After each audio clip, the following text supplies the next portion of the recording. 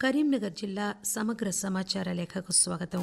జిల్లాలో ఇటీవల కాలంలో జరిగిన అభివృద్ది కార్యక్రమాలు, ముఖ్యమైన సంఘటనలు, రాజకీయ అంశాలు మొదలైన వాటి గురించి మా కరీంనగర్ విలేకరి సంపత్ కుమార్ అందిస్తున్న నివేదిక విందాం. ప్రజాపాలన, ప్రజా విజయోత్సవాల్లో భాగంగా ముఖ్యమంత్రి రేవంత్ రెడ్డి రాష్ట్ర వ్యాప్తంగా పలు జిల్లాల్లో మైత్రి ట్రాన్స్ క్లినిక్లను, ప్రభుత్వ పారామెడికల్ నర్సింగ్ కళాశాలలను ప్రారంభించారు. దీనిలో భాగంగా జిల్లాలోని కొత్తపల్లి ప్రభుత్వ మెడికల్ కళాశాలలో నర్సింగ్ కళాశాలను, ప్రభుత్వ ప్రధానాసుపత్రి మైత్రి ట్రాన్స్ క్లినిక్ ను ముఖ్యమంత్రి రేవంత్ రెడ్డి వర్చువల్ గా ప్రారంభించారు. ఈ ప్రారంభోత్సవాలకు హాజరైన జిల్లా కలెక్టర్ పమేలా సత్పతి మైత్రి ట్రాన్స్ క్లినిక్ పై మాట్లాడారు. మైత్రి క్లినిక్ లో ట్రాన్స్జెండర్లు ఉచితంగా వైద్య పరీక్షలు చేయించుకోవాలని సూచించారు. రాష్ట్ర షెడ్యూల్ కులాల విచారణ ఏకసభ్య కమిషన్ ప్రతినిధి జస్టిస్ షమీం అఖ్తర్ కరీంనగర్ జిల్లాలో పర్యటించి ఉమ్మడి కరీంనగర్ జిల్లా షెడ్యూల్ కులాల్లో ఉపవర్గీకరణపై వివరణాత్మక అధ్యయనం కోసం బహిరంగ విచారణ నిర్వహించారు. వర్గీకరణపై ఉమ్మడి జిల్లా పరిధిలోని వివిధ షెడ్యూల్డ్ కులాల సంఘాలిచ్చిన దరఖాస్తులను ఆయన స్వీకరించారు. ఈ సందర్భంగా ఆయన మాట్లాడుతూ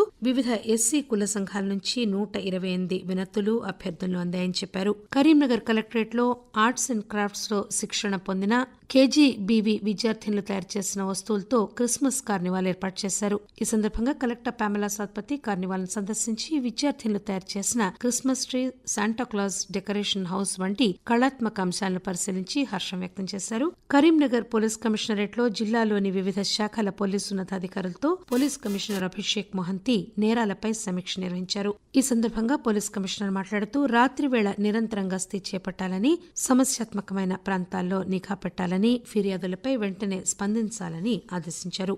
జిల్లాలోని జమ్మికుంట మండలం వావిలాల గ్రామానికి చెందిన వీణా వాయిద్య కళాకారుడు రాములకు ఢిల్లీలో బహుజన సాహిత్య అకాడమీ అధ్యక్షులు ఎన్ రాధాకృష్ణ, రమాబాయి జాతీయ అవార్డును ప్రదానం చేశారు.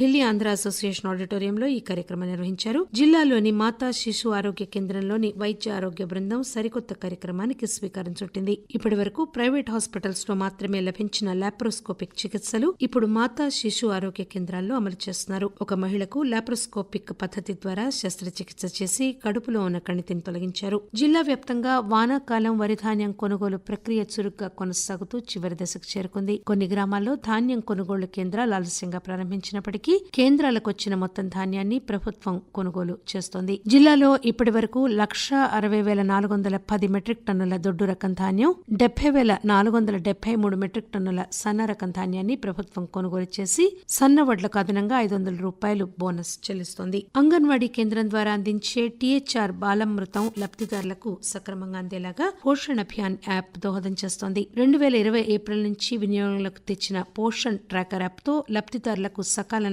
సేవలందుతున్నాయి. వీణవంక మండలంలోని కొండపాక ఆరోగ్య ఉప కేంద్రం ఎంక్వాస్ అవార్డుకు అర్హత సాధించింది. అక్కడి పరిస్థితులను పరిశీలించేందుకు కేంద్ర బృంద సభ్యులు డాక్టర్ శమం భాను, డాక్టర్ భరత్ కుమార్ సందర్శించారు. ఆసుపత్రిలోని నాణ్యతా ప్రమాణాలు, ఆసుపత్రి నిర్వహణ, రోగులకు అందుతున్న సేవలను వారు పరిశీలించారు. జిల్లా కేంద్రంలోని కలెక్టరేట్ కాన్ఫరెన్స్ హాల్లో పంచాయతీ ఎన్నికలకు సంబంధించి సమీక్షా సమావేశం జరిగింది. పోలింగ్ స్టేషన్ల ఏర్పాటుపై వివిధ రాజకీయ పార్టీల ప్రతినిధులతో జిల్లా అదనపు కలెక్టర్ లక్ష్మీకిరణ్ అధ్యక్షతన సమావేశం నిర్వహించారు. జిల్లాలోని పలు పాఠశాలలు, హాస్టళ్లను విద్యా కమిషన్ సభ్యులు ప్రొఫెసర్ విశ్వేశ్వరరావు సందర్శించారు. పిల్లలకు అందిస్తున్న అల్పాహారం, మధ్యాహ్న భోజనం, ఉపాహారాల నాణ్యతా ప్రమాణాలని పరిశీలించారు. అనంతరం సమీక్ష సమావేశంలో నిర్దేశించిన ఆహార పట్టిక ప్రకారం నాణ్యమైన ఆహారాన్ని పిల్లలకు అందించాలని సూచించారు. గత కొన్నేళ్లుగా మూతపడిన కళాభారతిని ఆధునికీకరించారు. అక్కడ నిర్వహిస్తున్న సాంస్కృతిక ప్రదర్శనలు ఆహుతులను ఆకట్టుకుంటున్నాయి. Additional collector Praful Desai, trainee collector Ajay Yadav, municipal commissioner Chahat Vajpayee,